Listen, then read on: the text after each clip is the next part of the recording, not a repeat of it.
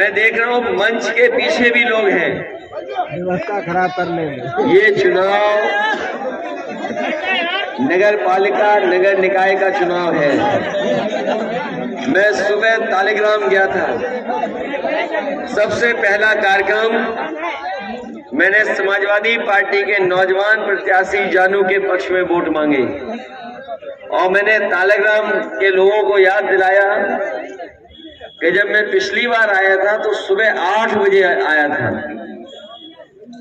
और सुबह 8 बजे कोई जनसभा नहीं कर सकता है, लेकिन मुझे भरोसा था कि अगर तालिग्राम में वो 8 बजे होगी तो वहां तालिग्राम में पूरी जनसभा भरी दिखाई देगी। सुबह 8 बजे मीटिंग की मैंने और उस दिन का वो दिन है जिस दिन मैंने 20 सभाएं की थी हेलीकॉप्टर से। और मैं तालिग्राम वालों से कह रहा था देखो ना भैया, बैठ जा भैया। और यहाँ पर भी मैं कहता हूँ ध्यान से देखना, कभी जब एक्सप्रेस वे पे गुजरोगे आप लोग, जब कभी ध्यान दिया कि नहीं दिया? अगर नहीं ध्यान दिया तो दोबारा जाना।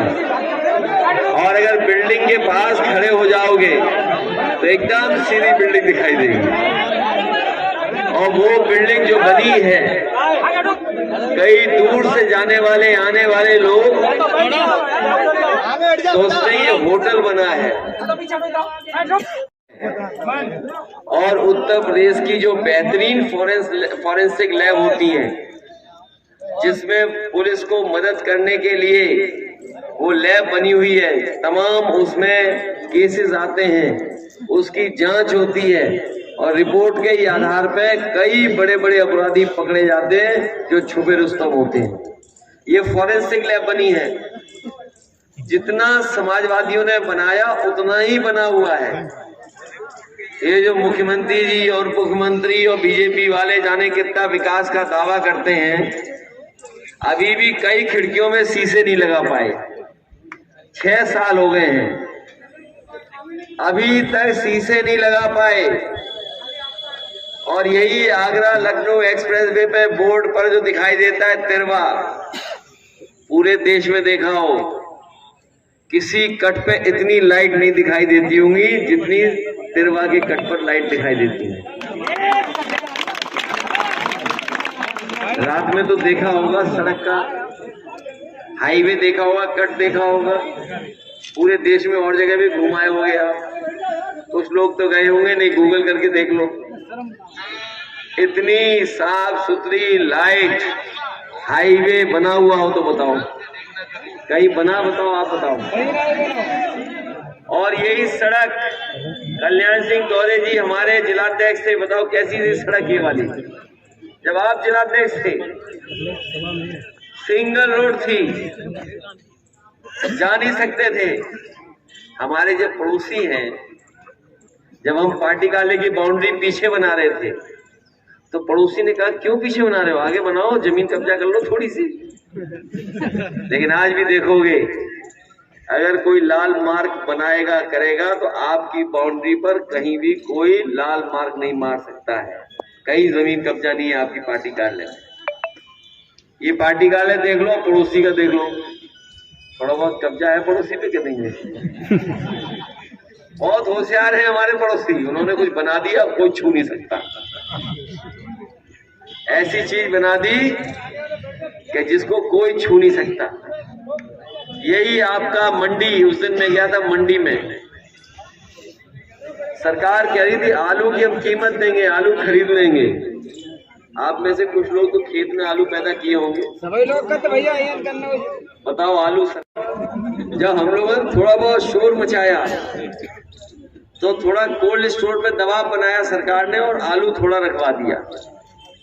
लेकिन सरकार ने जो 1000 करोड़ बजट में पैसे रखे थे, एक आलू किसी किसान का नहीं खरीदा इन्होंने। अगर किसी ने बेचा हो, सरकार ने खरीदा हो किसी का, तो बताओ हमें आप।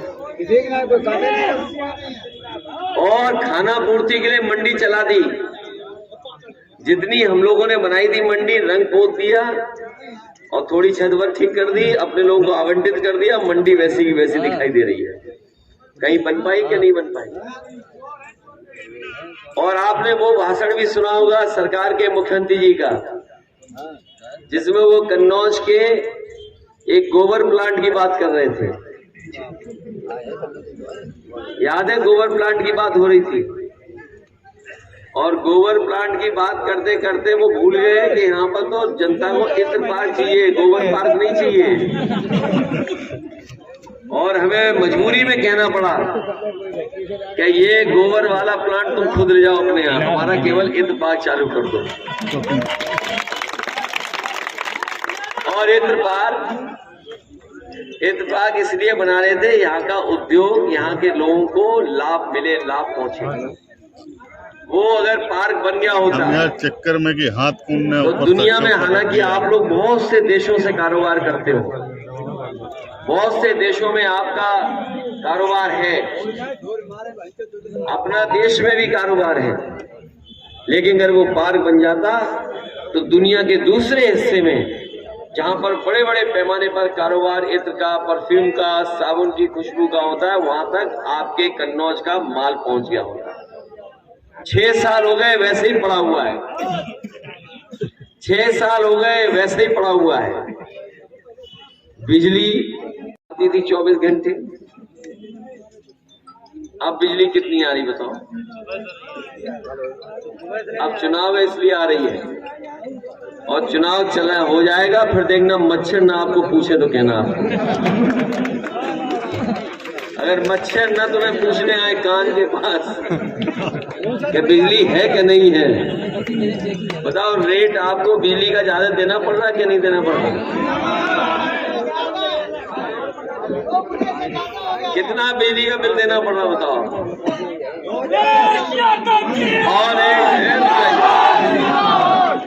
और डीजल पेट्रोल कितना महंगा है?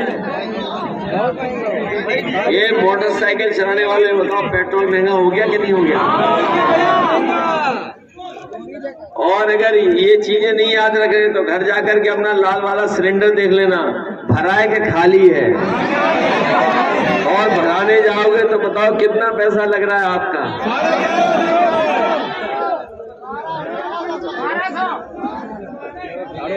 और अभी लोकसभा विधानसभा में आपने सुना होगा, मुख्यमंत्री जी कह रहे थे 46 में 56, याद है? 46 में 56, वो इंग्लैंड में नहीं, वो कहीं नहीं पढ़े हैं, तुम्हारी ऐसी डिग्री ले ली उन्होंने। कोई नहीं जानता 46 में 56, वो बड़े वाले हैं, वो बड़े वाले हैं। तो 46 में 56 और इंटर वाली बात तो बड़े वालों की है।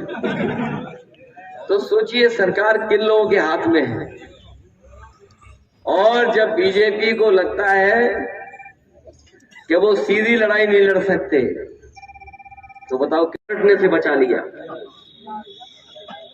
कौन नहीं जानता क्या हुआ उसमें। विकास दुबे समाजवादी पार्टी का समर्थक नहीं था, ना हमारी पार्टी के लिए वोट मांगता था, लेकिन बताओ जब विकास दुबे का इनकाउंटर हुआ, उस अन्याय के खिलाफ अगर सबसे पहले किसी ने आवाज उठाई तो वो समाजवादी लोग थे, समाजवादी पार्टी के लोगों ने उठाई थी। अभी हाल में ही आपके बगल में एक परिवार में झगड़ा था कुछ बात को लेकर के, जमीन को लेकर के, और उस जमीन पे विवाद चल रहा था लगातार। ब्राह्मण परिवार था, उसके परिवार का एक सदस्य जब न्याय मांगने गया डीएम के पास और अधिकारियों के पास, तो अधिकारियों ने उसके कपड़े उतार दिए, नंगा खड़ा कर दिया सर्दियों के दिन में। और कुछ दिनों के बाद वो सबने वीडियो देखे होंगे जिसमें देखा कि एक झोपड़ी में आग लगा करके बुलडोजर चला करके मां बेटी को जिंदा जला दिया। वो लोग समाजवादी पार्टी के समर्थक नहीं थे, समाजवादी पार्टी को वोट नहीं देते। हम उन परिवार के साथ इसलिए खड़े हुए क्योंकि वो समाजवादी पार्टी जहां कहीं भी अन्याय होगा उसके साथ समाजवादी पार्टी खड़ी होगी न्याय दिलाने के लिए। याद कीजिए, ट्रांसफर पोस्टिंग में इतना पैसा कभी किसी सरकार में नहीं लिया होगा जितना इस सरकार में लिया गया है। केवल पीडब्ल्यूडी नहीं, आप में से ये बताओ, अगर बीमार हो जाओगे तो दवाई के लिए कहाँ जाते हो आप? और अस्पताल में व्यवस्था कैसी है?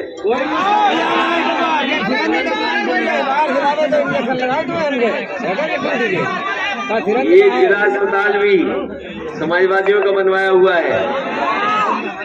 और मेडिकल कॉलेज देखा, ये तिरवा के पास जो मेडिकल कॉलेज बना है,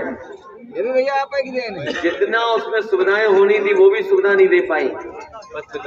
आपको भागना पड़ता है कानपुर प्राइवेट के पास या कहीं और जाना पड़ता है, तब जाकर के आप घर परिवार के लोगों का इलाज करा पाते हैं।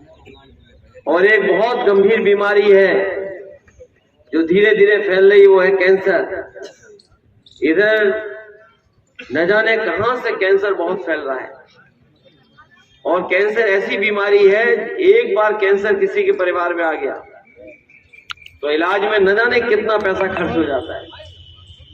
और पूरा पैसा खर्च करने के बाद भी, अच्छा से अच्छा इलाज करने के बाद भी पैसा सब लग जाता, उसके बाद भी घर परिवार के सदस्य को नहीं बचा पाते। समाजवादियों ने लखनऊ में एक बहुत बड़ा कैंसर इंस्टीट्यूट बनवाया था, हमने और नेताजी ने मिलकर के उसका शिलान्यास किया था। उसको बंद कर दिया, नहीं चला पा रहे। और यहां पर भी एक कैंसर का इसलिए खुलवाया था कि अगर शुरू में ही पता लग जाए किसी को बीमारी, तो उसको बंबई, दिल्ली या कहीं बाहर नहीं जाना पड़ेगा, उसका इलाज यहाँ हो जाएगा या लखनऊ में फ्री इलाज हो जाएगा, उसका कोई पैसा नहीं देना पड़ेगा।